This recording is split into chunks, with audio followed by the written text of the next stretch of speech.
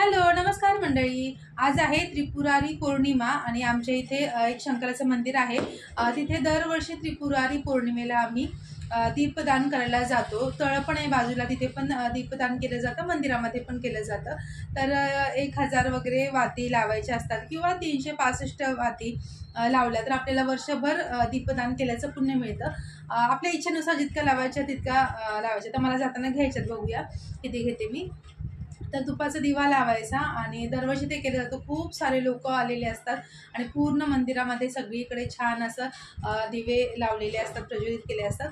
तर मला तिकडे जायचं आहे, त्यामुळे मी आता रेडी झालेली आहे। ही जी साडी आहे ना, ती मी प्लेन साडी घेतली होती आणि त्याला असं लेस लावून घेतलेलं आहे। हे बघा अशा पद्धतीने,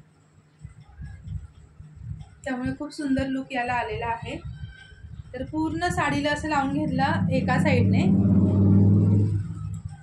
आणि दुसऱ्या साईडने ना हे बघताय, ही अशी बारीकवाली लेस लावली, सिंगल असते ना, कारण काय होतं दोन्ही साईडला असेल तर ते खूप जास्त हेवी असं वाटलं असतं। एका साईडला लावून घेतलेली आहे।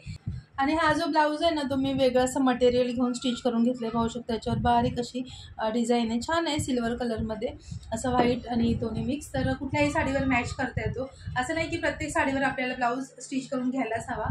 असे आपण रँडमली जरी प्रत्येक कलरचे आपण स्टिच करून ठेवले ना ब्लाऊज, तर आपल्याला तो कुठल्याही साडीवर मॅच करता येतो।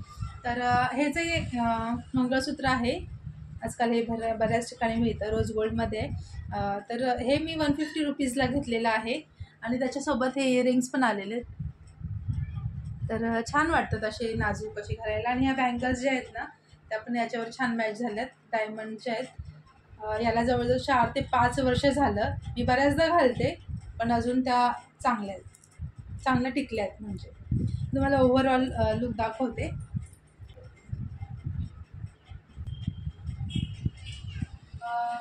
गजरा राहिला, मी सकाळी गेले होते बाहेर, तेव्हा मी गजरा घेऊन आले। हा किती सुंदर गजरा, एकदम फ्रेश लावायचा राहिला, बरं झालं आठवण झाली। तर हा मी 40 रुपये फूट असा आणलेला आहे। ॲक्च्युली मला हे करायचं होतं, आंबाडा वगैरे बांधायचा होता, तर ठीक आहे, आता तितका वेळ नाही आहे। तर असा लुक आहे।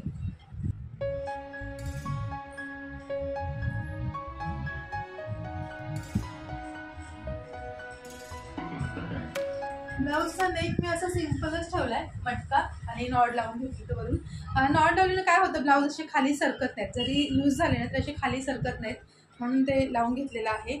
तर आता चला मंदिरात जायचं। आणि कंदील पहा, इथे बेडरूममध्ये लावला, बेडरूममध्ये पण लावला, हॉलमध्ये पण लावला, कारण आमच्या ज्या दोन्ही विंडो आहेत ना त्या फ्रंट साईडला येतात, त्यामुळे मग दोन्हीकडे लावलेलं आहे। आणि हे म्हणतात की मला किती दिवस झाले तुझी दिवाळी संपते की नाही, लाईटिंग तू बंद नाही करत आहे, बस झालं आता।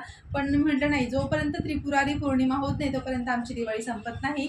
वसुबारस ते त्रिपुरारी पौर्णिमा इतके दिवस आपली दिवाळी चालू असते, दिवे वगैरे लावून हे सगळं सुद्धा चालू असतं। तुळशी विवाह पण झालेला आहे, मी काल शॉर्ट टाकला होता, तुम्ही पाहिलाच असेल। तर चला आता जास्त वेळ न लावता आपण पहिल्या मंदिरात जाऊन येऊया।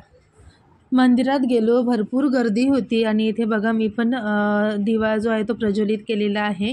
मंदिराच्या आवारात सगळीकडे दिवे लावलेले होते आणि इतकं सुंदर वातावरण वाटत होतं। दरवर्षी हा अनुभव आम्ही घेतो, गेल्या वर्षी देखील मी व्हिडिओ बनवलेला होता। आणि इथे मागच्या साईडला बघा डिकमळसारखं आहे, त्याच्यामध्ये पण सगळीकडे दिवे लावले होते। एकूणच जो पूर्ण परिसर होता मंदिराच्या आजूबाजूला सगळीकडे दिवे लावले होते। त्याच्या बाजूला तलाव देखील आहे, तलावाच्या बाजूने पण सगळे दिवे प्रज्वलित केले होते। आणि बरेच जण दीपदान करण्यासाठी या दिवशी येतात।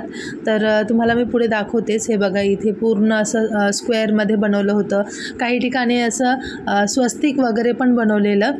हे एक झाड आहे आणि त्याच्या बाजूने पण सगळ्या पणत्या ठेवलेल्या आहेत, आता त्या प्रज्वलित होतीलच। आधी पण माझ्यासोबत आला होता, आपल्या मुलांना अशा ठिकाणी नक्की घेऊन जा। तर मी पण इथे एक दिवा प्रज्वलित केला।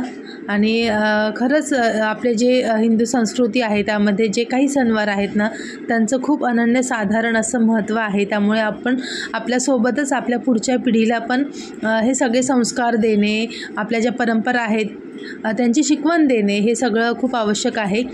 इथे पण तुळशीचं लग्न लावलेलं होतं बघा, इथे मंदिराच्या बाहेर जी तुळस आहे तिथला हा व्हिडिओ आहे। आणि हे जे मी म्हटलं ना मला डिकमळ, तर बघा त्याच्यात मध्ये पण असं दिवे लावण्यासाठी जागा आहे.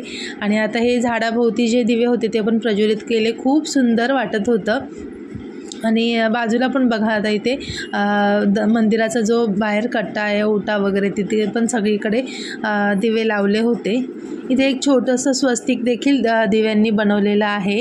आता आपण जाऊया तळ्याकडे. इथेही सगळीकडे दिवे प्रज्वलित केले होते.